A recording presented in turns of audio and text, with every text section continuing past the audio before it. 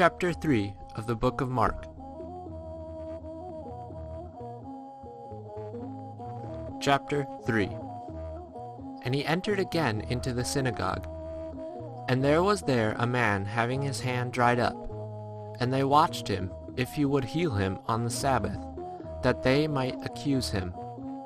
And he saith to the man who had his hand dried up, Rise up, and come into the midst. And he saith to them, Is it lawful on the Sabbath to do good or to do evil, to save life or to kill? But they were silent. And looking round upon them with anger, distressed at the hardening of their heart, he says to the man, Stretch out thy hand. And he stretched it out, and his hand was restored. And the Pharisees, going out straightway with the Herodians, took counsel against him, how they might destroy him. And Jesus withdrew with his disciples to the sea, and a great multitude from Galilee followed him, and from Judea, and from Jerusalem, and from Idumea, and beyond Jordan, and they of around Tyre and Sidon, a great multitude, having heard what he did, came to him. And he spoke to his disciples in order that a little ship should wait upon him on account of the crowd, that they might not press upon him. For he healed many, so that they beset him that they might touch him, as many as had plagues.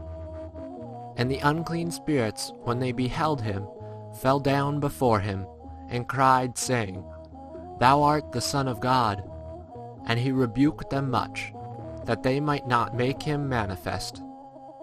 And he goes up into the mountain, and calls whom he himself would.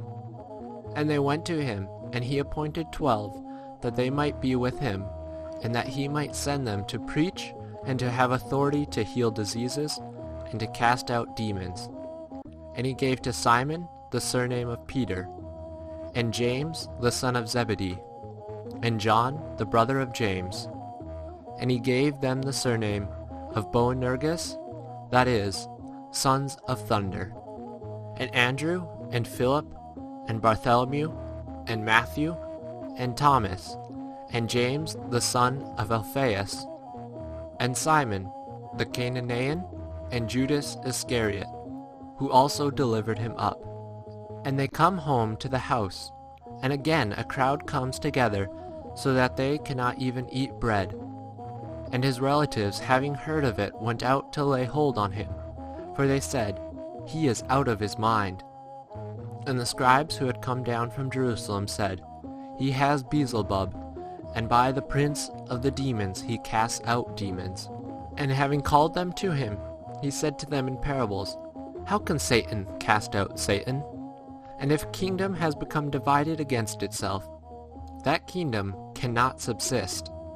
And if a house has become divided against itself, that house cannot subsist. And if Satan rise up against himself and is divided, he cannot subsist, but has an end.